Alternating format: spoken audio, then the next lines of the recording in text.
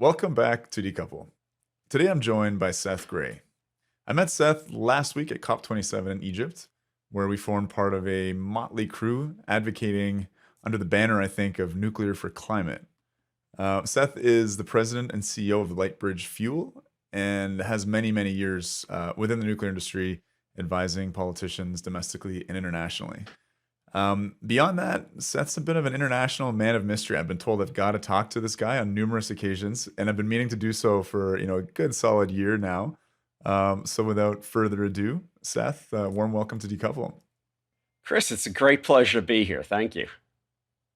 So, Seth, as you know, I think you've now listened to a few episodes. We get guests to introduce themselves. Try and keep it short and snappy, and more on the personal side than the professional side. Although you have a long resume, so feel free to sprinkle a bit of that in there as well for context. But yeah, go ahead and introduce yourself to the Decouple fandom here. Well, hello, everybody, and I'm glad to have joined the Decouple fandom.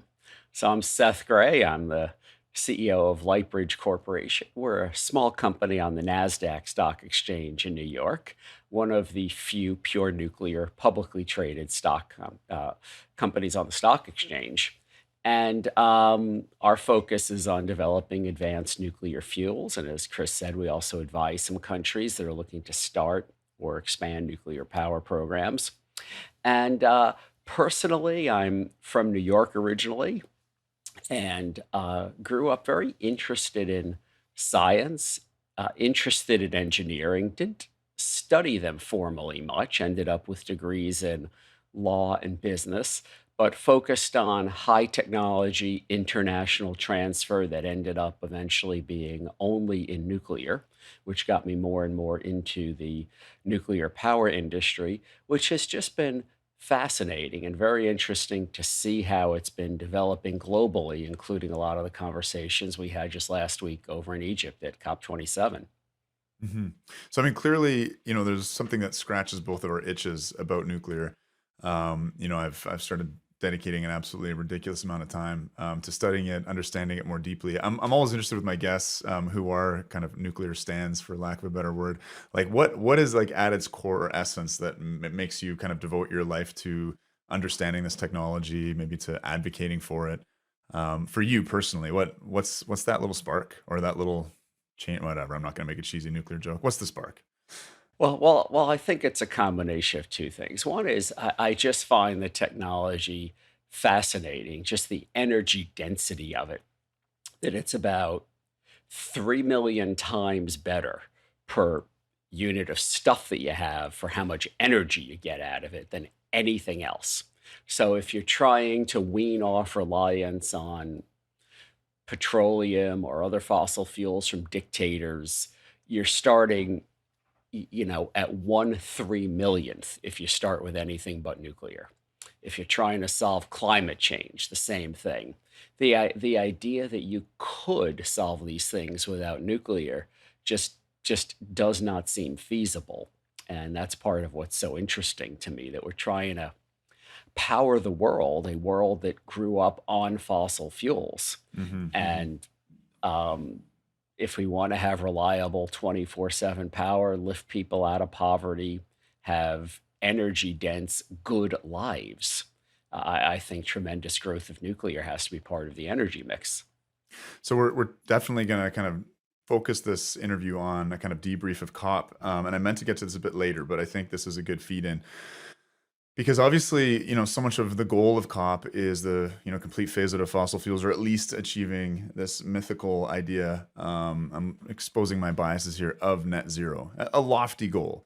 The way in which we could actually potentially stabilize our global climate system and at least not accelerate and blow past 1.5 or 2 or 3 or whatever it ends up being. And I don't mean at all to diminish the urgency and need to limit global warming. But as I've studied energy more deeply, I don't mean to beat Václav Smil to death here, but appreciated I think his work and other thinkers in this area. Just understanding how fossil fuels really are this civilizational life support structure. Our societies have become so complex and so dependent on intricate supply chains, which are all underpinned, well, almost all underpinned by fossil fuels. And um, like when I look at, well, how do we get past fossil fuels? I see pilot projects, for instance, that are decarbonizing hard to decarbonize processes. Václav famously talks about the four pillars: concrete, steel, plastics, and fertilizer. But what all of those pilot projects have in common to me is that they're not scalable, and they're not affordable. And the only way they would ever be scalable and affordable is if you had abundant energy, like a total superfluous amount of energy in order to drive some pretty thermodynamically unfavorable reactions, in order to get an alternative. And so I don't know, that's kind of like my drive towards nuclear. But I did want to kind of get your perspective on this idea of net zero. It's that is a goal of the climate summits. We're clearly not achieving it or getting close to it. Do you feel like the timelines are off? Do you feel like it's just a physical impossibility based upon energy reality? What are your thoughts? Well, I think it's easy to achieve net zero. We just don't have any energy. And that's just not the world anyone wants to be in. And I think that it's easy to have all the energy we want. We'll just blow through climate goals and burn fossil fuels. And that's not the world we want to be in either. So to have both net zero and plentiful energy is the hard part.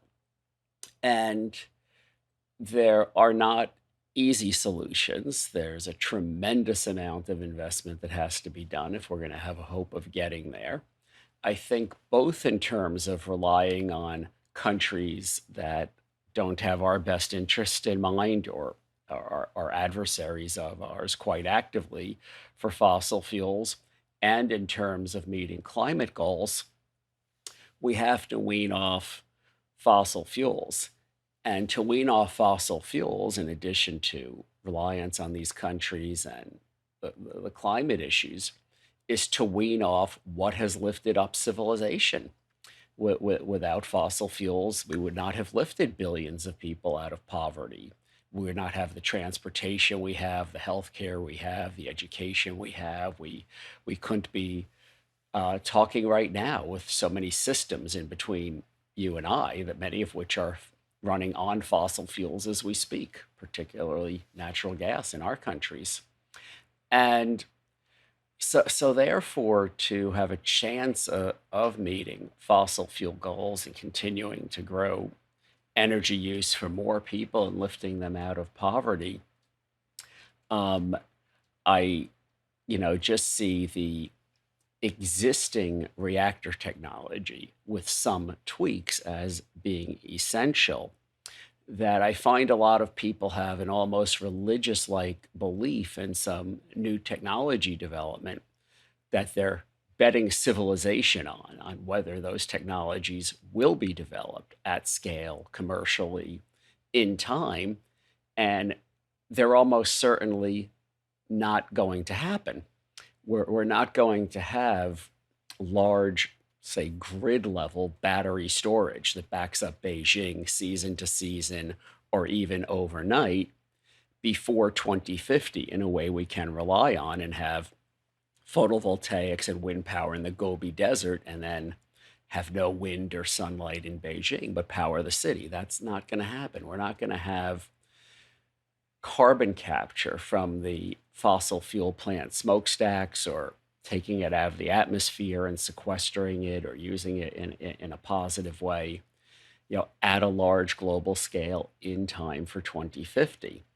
And therefore, I don't want to suddenly be on the side of nuclear technologies that are like that either.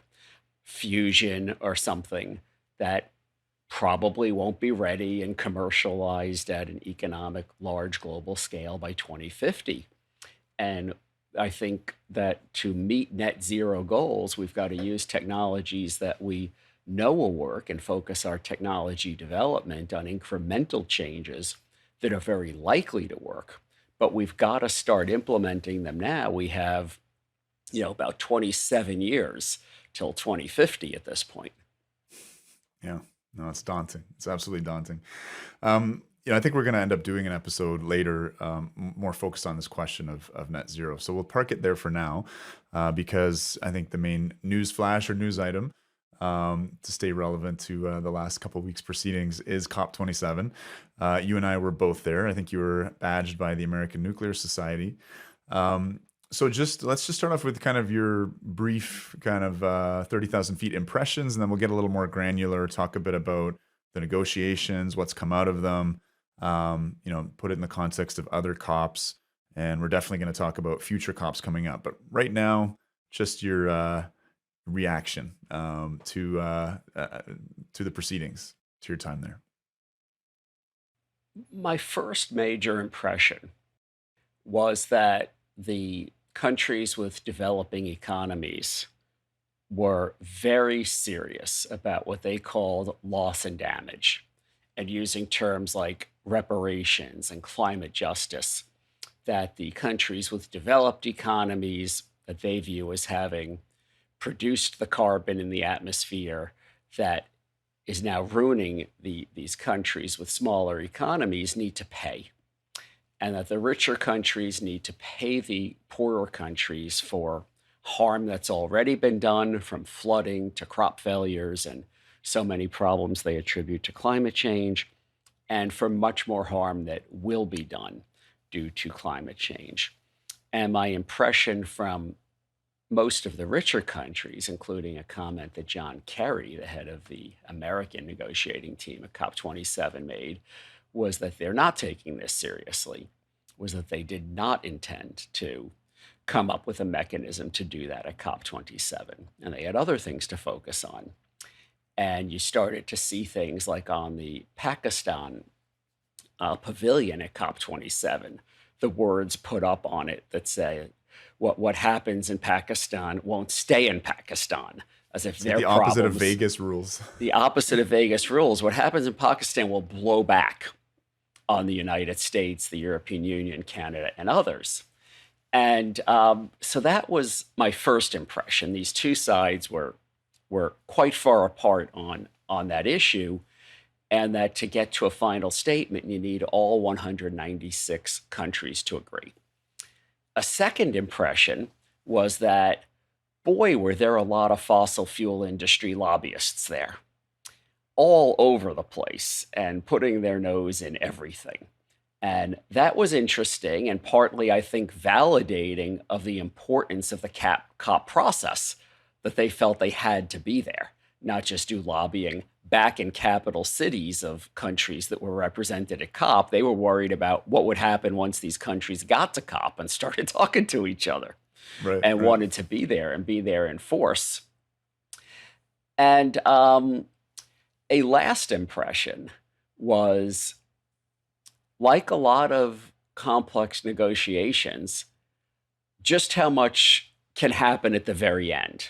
These countries have a year to work on their positions. They have then 2 weeks at COP, but literally in the last hour or so, how things can happen. So that was all interesting to me. And you have a good anecdote there, and I want to get into it in just a second. But I guess just a few reflections on what you're saying, and I guess a question tied into it. I tend to maybe be a little overly reflective on the podcast, but if dear listeners, you will permit that. I totally agree with you. This dynamic between global North and global South, and the theme being loss and damage and reparations. It strikes me that it's a relationship of begging, in a sense, right? Of these weaker, undeveloped countries begging the global North with its, I guess, superfluous resources. Although that's starting to, things are getting a little tight in the West and in the global North with the global energy crisis rippling through our economies and inflation, et cetera. But there was an interesting article by Ted Nordhaus and Vijaya Ramachandran. I'm forgetting the third author, but they were talking about how, listen, climate resilience and adaptation is the product of economic development, right? And there's this tension of the global North in some ways, and it's kind of that Paul Ehrlich population bomb, or the African carbon bomb was how I've heard it referred to as well. Like, we can't let these people develop to be like us, or the planet's screwed, right? So there was that tension there, and there's this Frederick Douglass quote I like, great slavery abolitionist in the States, and he says, "Power concedes nothing without demand." But but a demand that has power.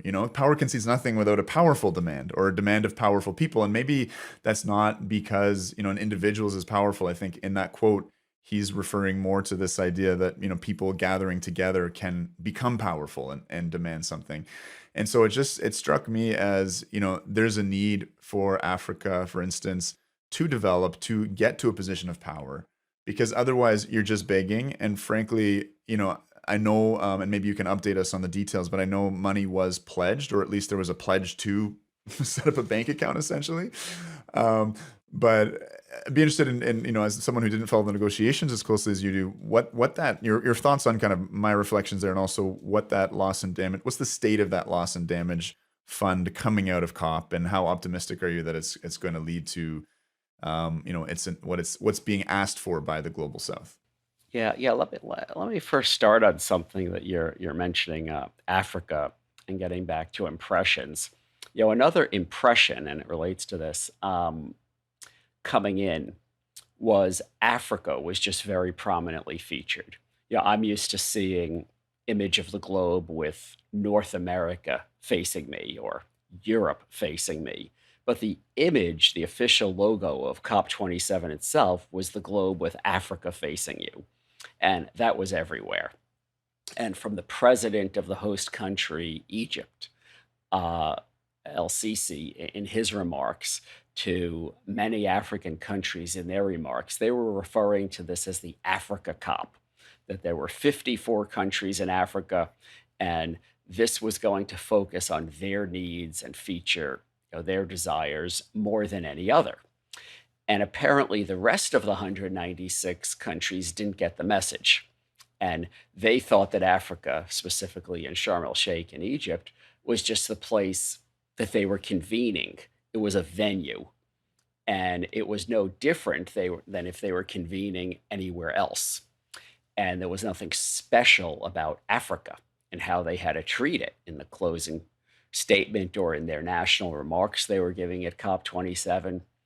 And my sense was that the African countries left COP very disappointed. They thought this was the Africa COP, and the rest of the world didn't. And in terms of loss and damage and other things that came out of this COP, there was nothing special about Africa within it.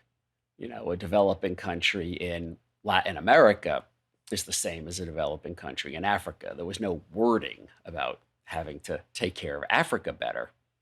In your opinion, what is special about Africa, like looking into the future? What would you have seen there in terms of their interest being, if they'd got their wish, what would be acknowledged? And yeah, what is special about Africa when thinking about, climate change, et cetera? Well, all I really have of my, impressions from last week, but part of it was that perhaps in ways they haven't before, the countries of Africa were banding together and really thinking of themselves as a continent together. We very often hear about sub-Saharan Africa, or we'll hear about the MENA region, the Middle East and North Africa, where countries in North Africa like Egypt, include themselves more with Gulf countries and other Middle Yeah. Eastern countries than, say, with Southern African countries. So the idea that they were presenting themselves as Africa was very interesting to me.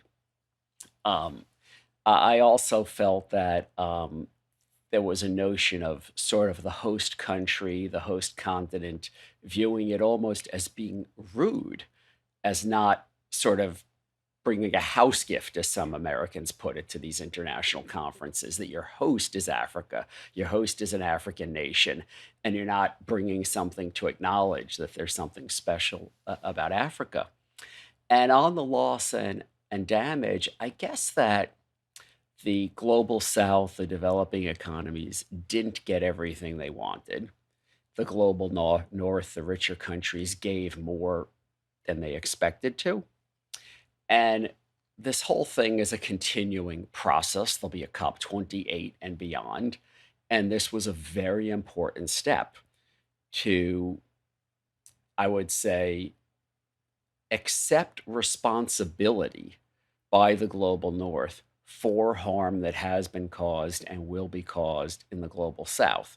Now, that's not to accept full liability, but accept responsibility to say, yes, your problems are partly because of us, that we have a role in helping you solve them. That's a very important first step to actually set up some mechanisms, some funding to deal with it. Um, there will be over the next year leading up to COP28 in Dubai further negotiations, discussions on what this means. But there were some actions, not by the global north as a group and payments to the global south as a group, but there were some one offs. There was the United States and Japan, with some other countries getting together and making some specific pledges to some other countries. There were some other groupings of countries that either one on one or groups to groups, regional groups, started to do that sort of thing. There was talk of mechanisms such as through the World Bank that some things will be done. And I'm sure there'll be talk through regional development banks and through individual nations, export credit agencies. And I'm sure a lot of these will be projects that will benefit the donor country as much as it benefits the recipient country, because there'll be manufacturing, there'll be exports, there'll be people providing training, and a lot of these will be funding in the form of loans or other means that will flow back. They might improve trade between certain countries and hopefully prevent further problems, not just in terms of climate change and damage from it, but like the Pakistan's logo and saying of what happens in Pakistan won't stay in Pakistan, that problems that might have developed in the future from awful things that develop in countries that are suffering, from terrorism to massive immigration waves of people leaving to so many things, that if those things can be mitigated and nipped in the bud a bit, that's good too. And then there's the question of, well, what will these projects look like? They have to help solve some damage that's already been done. They have to prevent more. And that's where we can start talking about nuclear power Right. as part of these. So yeah, let's pivot there, because we had a brief sort of debrief last week, and you told me a story which was very hopeful. I mean, I went to COP very cynical. I was grumpy. I'd spent 30 plus hours on planes. I was only going to be there for like 90 hours. The ratio just did not seem great to me. And there's a lot of pageantry, excellent branding, beautiful graphic design, flashy pavilions, and feels like, in the words of Greta Thunberg, a lot of blah, blah, blah. That was her sort of summary of COP26 in Glasgow.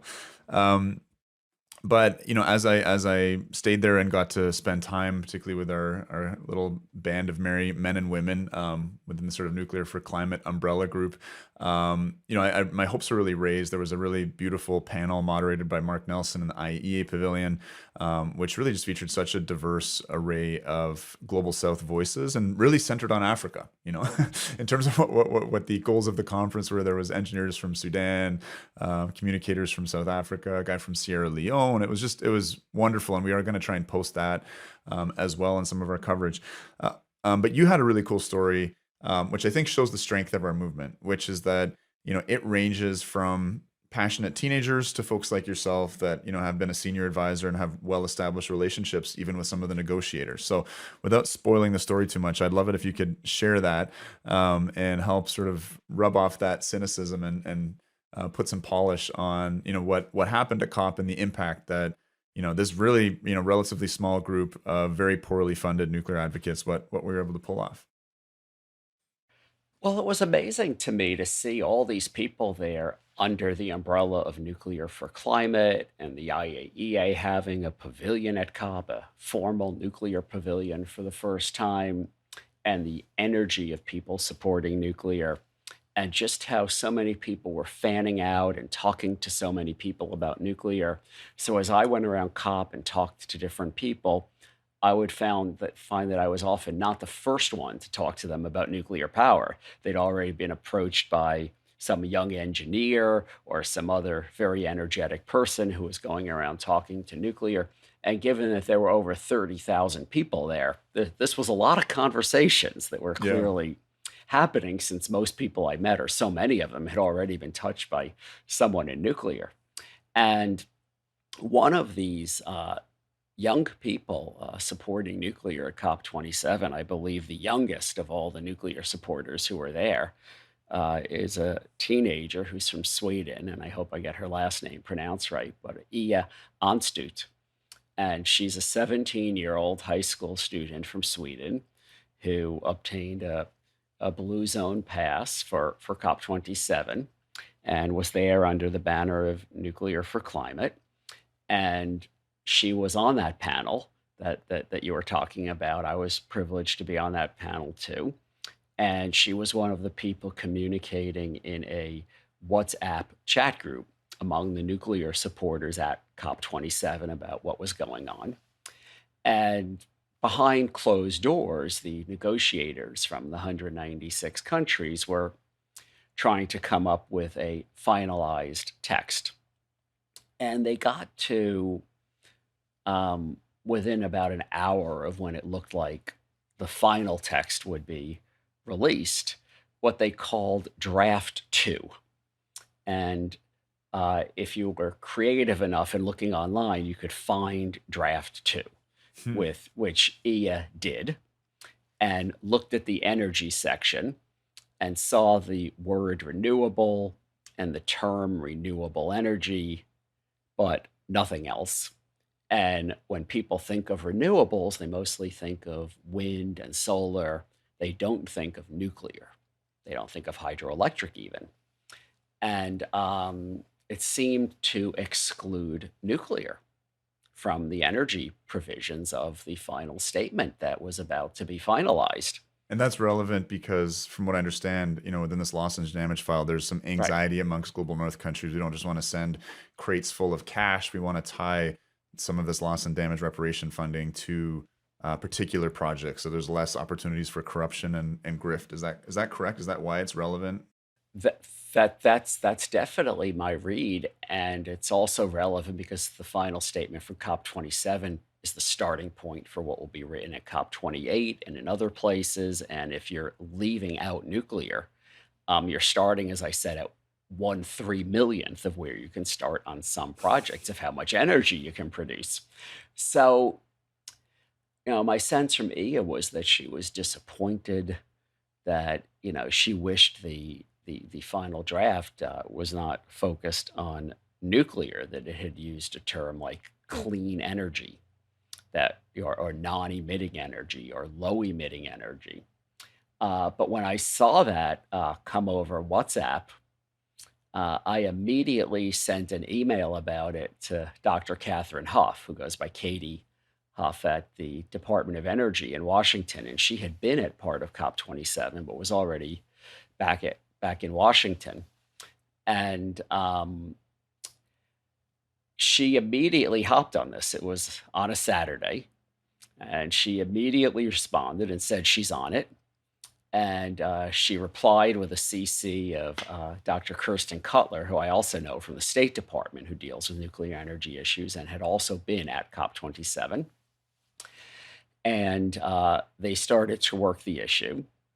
And I let Andrew Smith at the American Nuclear Society know this was going on. I was there under a badge from the American Nuclear Society at COP27. And he asked if he should let Craig Piercy, the CEO of the American Nuclear Society, know. And I said, of course, I know Craig very well. And then Craig reached out, contacting someone from the White House who's working on climate issues and COP27 issues. And the last hour ended up being about 3 hours before the final statement was finalized. They went well into the night on Saturday into Sunday morning in Sharm el Sheikh. And then the final statement came out, and it was paragraphs 12, 13, and 14 of the final agreed to statement from 196 countries that focused on energy. And all of a sudden, the wording was changed and improved in many ways, including terms like low carbon energy, including renewables, and terms like clean energy. So clearly was not only renewables, can include more. And that's not only good because we like to see nuclear available to meet the goals uh, of net zero, of meeting COP27's climate goals, but also, as you said, because another part of the final statement was setting up this loss and damage fund that countries are saying trillions of dollars will flow through these mechanisms in the coming decades. To exclude nuclear would be quite the thing, not only on not reaching climate goals if we exclude nuclear, but cutting out a whole industry that has a lot of people that have a lot to offer. So I think the combination of the word changing, which I believe started with E as text, and I don't know if other countries and other people also saw that and worked on this, but I know the Americans did, and that key Americans at the Department of Energy and State did, and I believe at the White House, and get to the American team in the negotiating room, um, combined with the loss and damage funding mechanism, where a lot of money will flow. I think now we can really talk about small modular reactor projects in the global south. We could talk about large reactor projects and regional programs that cross borders. We can talk about all kinds of things relating to nuclear that wouldn't have been allowed under the wording of draft two that IA had very quickly put in the text. And real kudos to Katie Huff at DOE for jumping on this on a Saturday. Yeah, totally, totally. I definitely want to touch on that role of nuclear as a development tool. You were very involved with advising the United Arab Emirates on setting up their first nuclear program. We are going to have His Excellency Mohammed Al Hamadi on shortly to deep dive that a bit more. So I want to bookmark. I do want to just give a little teaser here with you in a few minutes. So just, again, making a bit of a mental bookmark for myself about, when a country starts a nuclear program, what that does developmentally for that country in terms of providing the firm baseload that can then one of the things that came up at the IE pavilion was a Nigerian guy. There was a debate between Mark Nelson and Tobias, I forget his last name, a German guy, and at the end the Nigerian says, can we industrialize Africa with solar alone?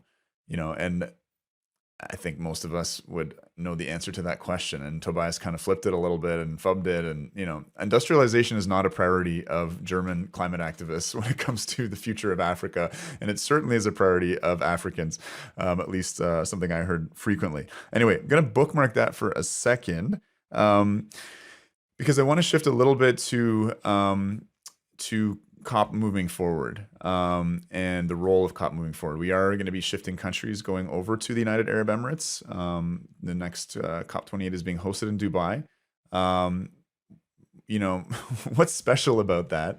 And what do you see as happening for the role of nuclear within that conference? I think most people would say that, this was the nuclear with the most presence of the COP with the most presence of nuclear. It was still very much lacking from basically every pavilion, including famously, of course, France, which gets 75% of its energy from nuclear, my own country, others, but certainly the grassroots were there. How do you foresee things being different at Dubai, and how can we make things different at COP28 in Dubai? Yeah, and I'll just say hi to my wife, you see, walking behind my shoulder a little bit at times here. But what I'll say is that I think the UAE needs to be careful not to duplicate what Egypt and Africa assumed. That just because they're the host, that they have an outsized say, that the rest of the world will pay enhanced attention to what they're saying because they're the host. And as I said, I think Egypt and Africa in general were a little disappointed that the rest of the world just viewed Sharm el Sheikh as a venue. So, my advice to the UAE would be to start working with countries that will come to COP well in advance, to start working regionally if you want to speak together as a regional group or block, and have that block start talking to others and perhaps other blocks of countries like African nations, like European Union groupings of countries. But I think that well before COP28 starts in Dubai, the UAE needs to prioritize what it wants out of COP28 and start working with other countries very specifically. And if they're looking for buy-in from some of their neighbors, they need to be arranging that in advance and speak with one voice, because one thing that was obvious at COP was that countries with enormous economies like the United States carry a lot of weight. If you want loss and damage, if they don't agree, it's probably over 20% of global GDP not agreeing, um, uh, or large groupings of countries like the European Union. But also just you need the votes, and you need 196 countries to go along. And if the Gulf nations, if the broader Middle East or broader Middle East and North Africa, what have you, can speak with one voice and lets the message be known prior to COP28 starting, that I think will be more effective. I guess like one of my frustrations at COP, there's this saying you can't talk about climate without talking about X. Whether that's culture, whether that's food. Whether there was a pavilion saying the answer is beans, and certainly I don't want to be too much of an energy maximalist, and I do want to recognize that a significant amount of the world's emissions come from land transformation. They come from, well, things that also require energy, obviously transportation, industry, housing, etc. But tending to shoulder the guilt of being a bit of an energy maximalist, I really found there was a lack of energy literacy occurring at COP. And in terms of the framework of COP itself, what it arises out of, what were the models that informed using this negotiation structure. I've heard it likened to the Montreal gathering, which phased out CFCs or maybe arms control agreements. But again, what I saw, or what I was frustrated by, was a lack of energy literacy. And when I think about Dubai next year, here's a country that in 10 or 12 years has built sufficient nuclear to decarbonize a full 25% of their grid. It now provides a quarter of the electricity to their whole country. This is a concrete example of something that works. And in the context of over and over again, pledges being made and not met, a lot of, probably questionable ways of just doing some creative carbon trading, carbon accounting. There's a frustration that the concrete things aren't happening. And now this next conference is going to be hosted in a country that has done something truly monumental in terms of emissions reductions, a physical action, not complicated accounting software. So if you can riff off of that, rather strange question, as I'm famous at asking at Decouple, help me out. So your reflections, I guess, on, I don't even remember what the questions were that were tied up in there. Hopefully, you'll do a better job. Well, I'll start with when you speak with Muhammad Al Hamadi. I think very sincerely congratulating him on success of that program. It's really remarkable. And he recently was elected by the nuclear power operators of the world as to be the president of the World Association of Nuclear Operators, which is the leading global organization focusing on nuclear safety. And I think the UAE has done a remarkable job at living up to the highest principles relating to nuclear power, such high standards of safety, of non-proliferation, of transparency as a program, excellence in their nuclear regulation. And I think that they've really become a model of how to do nuclear power right. This was not just let's order some power plants and hire some people to operate them. The nation took on this program, and the nation is doing it right to the highest of international standards, and that's something to be emulated. It's more than just the power. You could go to a turnkey supplier like the Russians or the Chinese that will come and do it for you and regulate it really and operate it, and you get the energy, but you don't get what the UAE got, which is it's their program and it's transforming the nation. I think there are analogies, I think, to the space program in America. So, now there are roles for women that were unimaginable not that long ago in the UAE when the most recent nuclear reactor started up at the Baraka site in Abu Dhabi, Unit 3. And you could hear audio of this. You could actually ask Muhammad Al Hamadi if you let him know in advance, he could play this for you on the podcast of the operator in charge in the control room for the first startup ever of that nuclear reactor. It's an Emirati woman nuclear operator.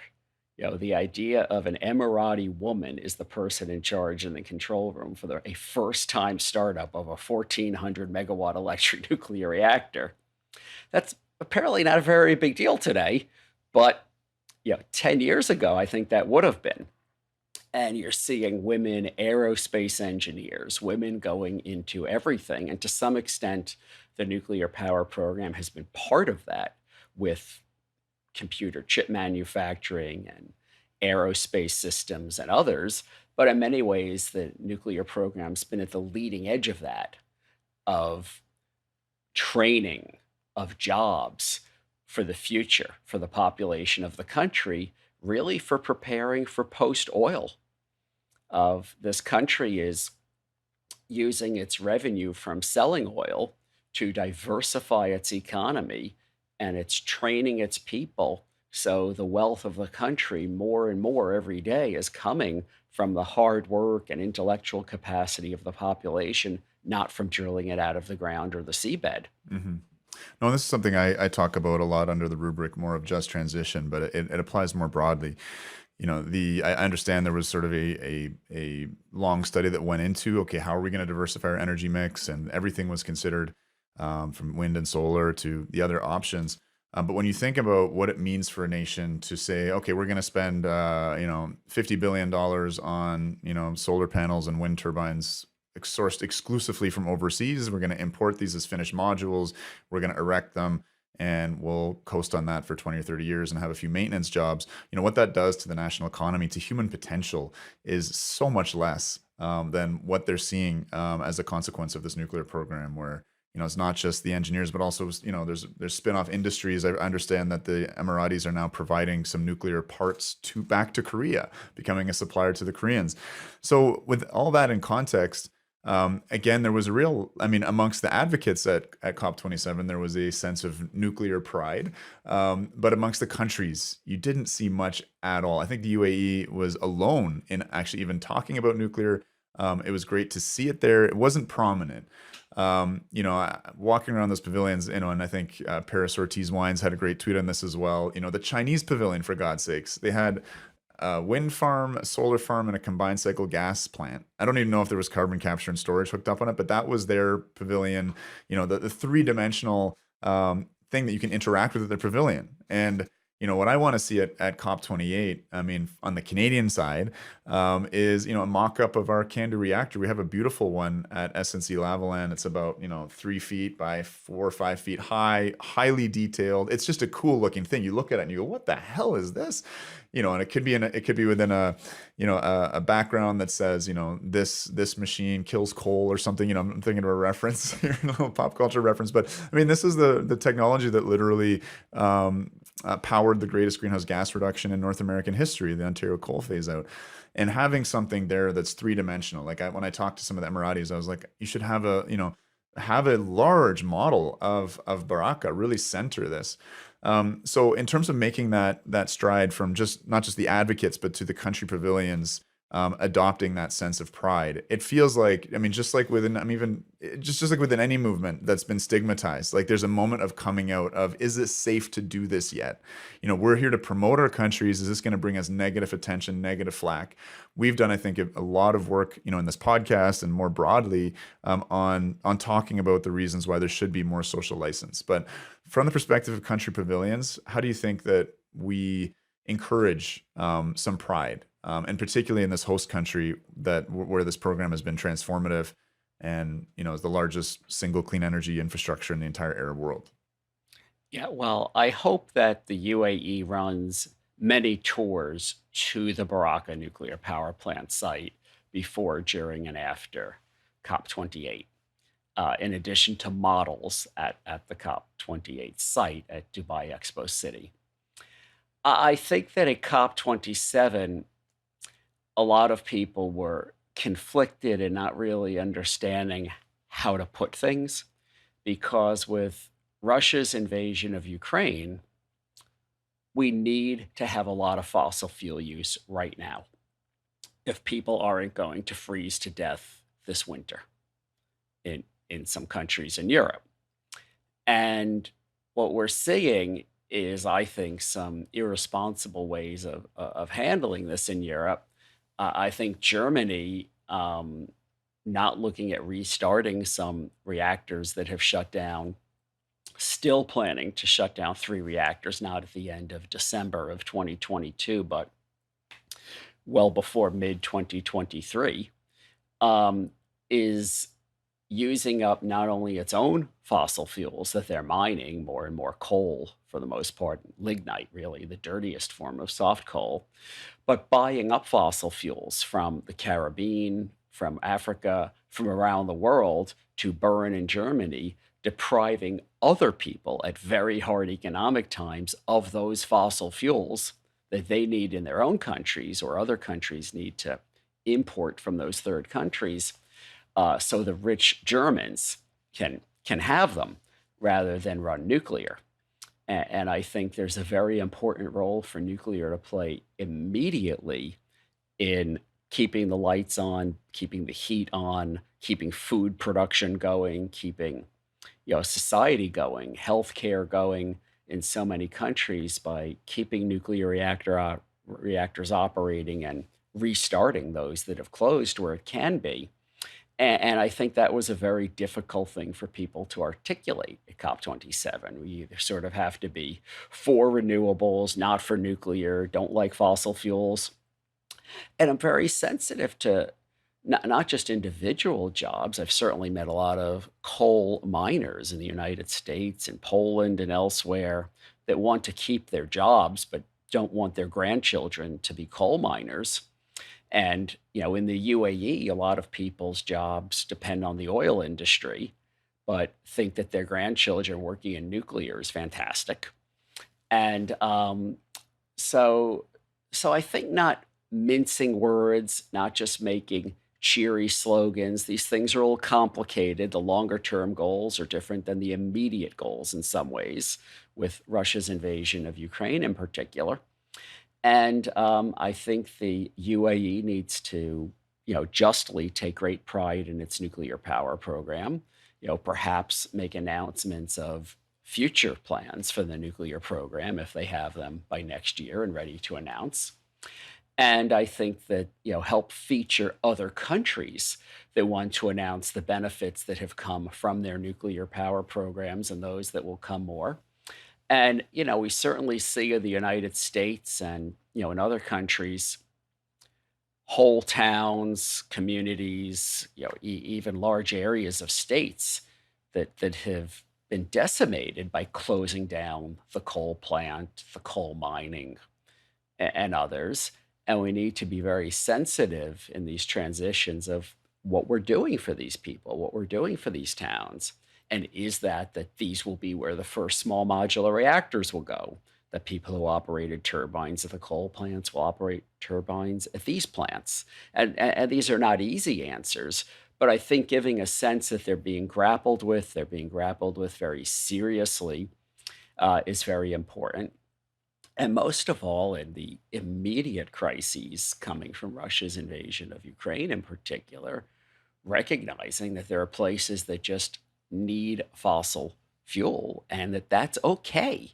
We're not going to tell other people they have to freeze to death this winter so that we meet our 2050 goals as we're flying on airplanes and driving cars and turning on the heat over the winter. Yeah, yeah, yeah.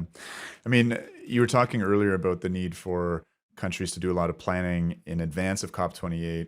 You talked about some of the alliances that formed even this year, between blocks of countries, and I think an opportunity for the UAE here is really to serve as an advisor to countries. And there's a lot of countries now that are coming together saying we want to start a nuclear program. I'm thinking about Poland, Estonia, Ghana. there's a number of nations. You'd have the complete list, I'm sure, in the back of your head. But what an opportunity for prestige for the UAE to share their experiences. And again, I mean, this reminds me a bit of the green finance area where we're just starting to see, the dam breaking. There's been serious barriers that have been put up in front of international finance organizations funding new nuclear programs. One of those has been green bonds, which even in my own country, in my own province, which is 64% nuclear powered, it's nuclear is not included in our green bond financing framework provincially, not nationally. South Korea just included it. The EU, after decade, it feels, of back and forth, has sort of included nuclear in their sustainable finance. But in any case, the dam is about to break. There's going to be some risk to those first mover countries to take that bold step, but it's just like, I guess, making an investment in the stock market. I think you lick your finger and you put it in the air, and there's a strong wind that we're all feeling blowing right now. And I know that the nuclear renewal of the early 2000s was aborted by Fukushima and the global financial crisis, and decreasing demand forecasts. But I feel like this is a different moment, and I'm interested in your thoughts on this moment, how durable this moment of nuclear renewal is. And yeah, I guess your thoughts on countries wanting to get into nuclear, and the relevance of the UAE hosting them. Well, first of all, one of the differences is that there were some nuclear plants started up being built during that time frame that ended up being built, pretty much on schedule and on budget, like the ones in the UAE. And a lot of people like to pick one or two plants here or there in the world that got delayed and went over budget. But I think we've definitely demonstrated large nuclear power plants can be deployed and be big successes. Another thing that's happened during that period in the last decade is that um, you have a lot of experienced people now who worked as welders on building the power plants in the UAE, on doing the electrical work, the complex concrete pours. And these have been the banes of big nuclear projects, of the delays, the over budget aspects come from the welds failing inspection and needing to be redone, these kinds of things, because there just aren't a lot of people who've done those right. But now there's more and more people who've done them and done them right. And yeah, we can with confidence deploy more plants like those, that need those kind of workers. Another thing is that a lot of work has continued on small modular reactors that are faster to deploy, you know, less money to deploy a small reactor than a large one.